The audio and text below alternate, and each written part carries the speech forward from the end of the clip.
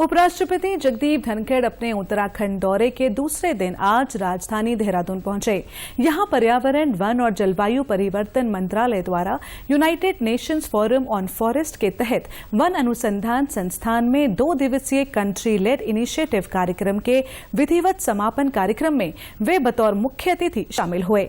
इस मौके पर उनकी पत्नी डॉक्टर श्रीमती सुदेश धनखड़ और उत्तराखंड के राज्यपाल गुरमीत सिंह भी मौजूद रहे। समापन समारोह को संबोधित करते हुए उपराष्ट्रपति जगदीप धनखड़ ने कहा कि वनों को लेकर हम सबको जागरूक होना होगा।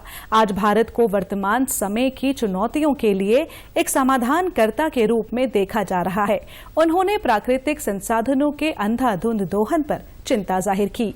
उन्होंने पर्यावरण संरक्षण में लोगों की भागीदारी बढ़ाने के लिए व्यापक पहल करने का आह्वान किया।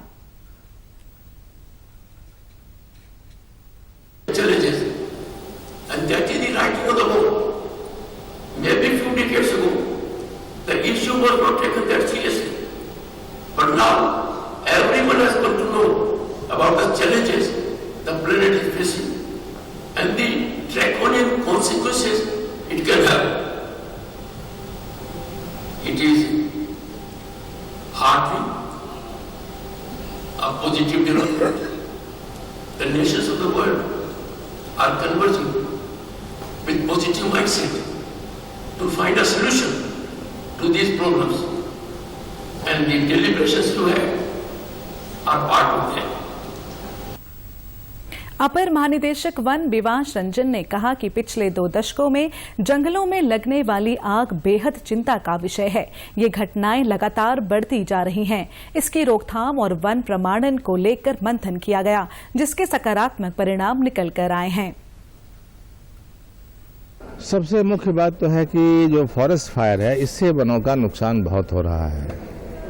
भारत ही ऐसा देश है जहां इतने वन होने के बाद भी हमारे पास वनों की घटनाएं तो हो रही हैं अग्नि की, परंतु उसको हम लोग नियंत्रित करने में सफल रहे हैं।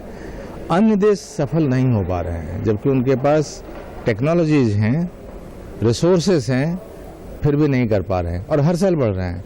और जो बढ़ने की दर है वो 10 से 13% है, 10 से 13%। तो इसलिए इससे हर देश चिंतित है।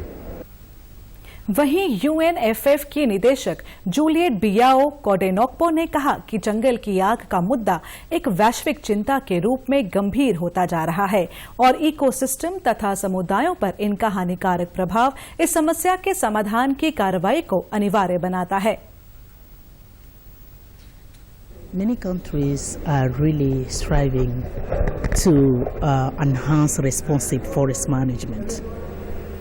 They have certification program at a national level, but the lack of harmonization, the lack of transparency, the difficulty, the high cost of certification, especially for smallholder producers, is becoming a challenge.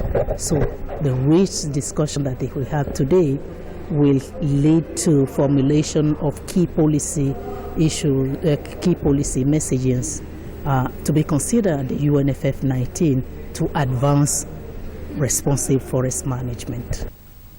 आपको बता दें, वनों पर संयुक्त राष्ट्र forum में खाद्य और कृषि संगठन और अंतर्राष्ट्रीय वन अनुसंधान संगठन के साथ-साथ भारत के प्रतिनिधियों और संगठनों सहित 40 देशों और 20 अंतर्राष्ट्रीय संगठनों के 80 से अधिक प्रतिनिधियों ने व्यक्तिगत और ऑनलाइन रूप से भाग लिया।